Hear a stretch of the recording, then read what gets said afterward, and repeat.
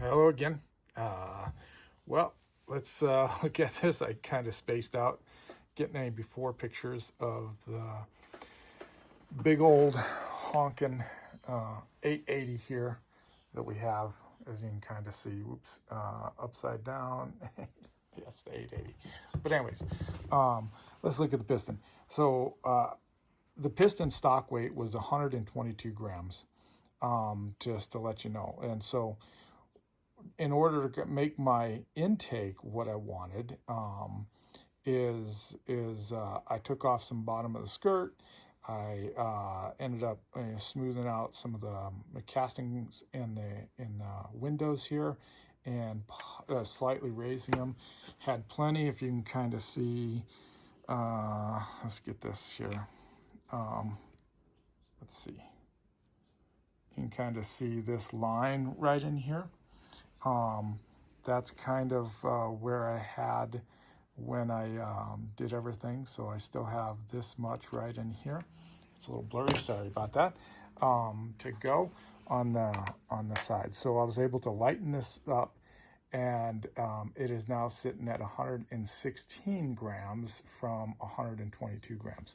So that was kind of a nice thing. So I did get timing numbers, and I'm not sure if I had relayed them in the last little snippet of videos, but what we had is 40,000 squish on here for this, and so that was with a base gasket. That was all stock, right? And the ring gaps, it was a bottom ring gap of 17 thousandths and then 20 thousandths on the top ring. So I'll put them back in that order. I had an exhaust at 99, but if I put the ring in there, and well, 99. That was with the gasket. So that was with the Raylight gasket and all that sort of stuff. Transfers of 124, intake was 66. So kind of my deduction, since this is a big saw, it needed more intake, a lot more. So I did do all the ports, but not much. And let's go ahead and look at this cylinder and let you know what I did. I took roughly 10 thousandths. I'm going to reuse the base gasket. So I took roughly 10 thousandths off of it, hand sanding it, and which is, it went fairly well, you know, so in there.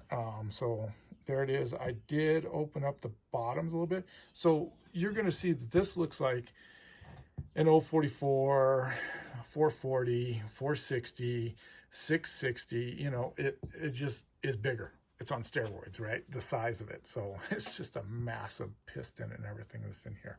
So anyways, left it a little rough in here, but did take out some of the flaws and then went in there. I did raise those transfers, and this was all numbers before I got a gasket, so I'll have to come back and reiterate, add a little bit more. But you can kind of see I smoothed out and raised the exhaust. I'm shooting for 2 degrees. We'll see if I get it. I was able to polish it a little bit nicer on this. I spent some time, and then the intake is here. And so I didn't go up because you can see that bottom ring when it comes through, and I can show you on that next one. You know, this guy's, don't worry about this hole. I kind of got flubbed up on this hole thinking this was going to cause an issue, and it was all it is.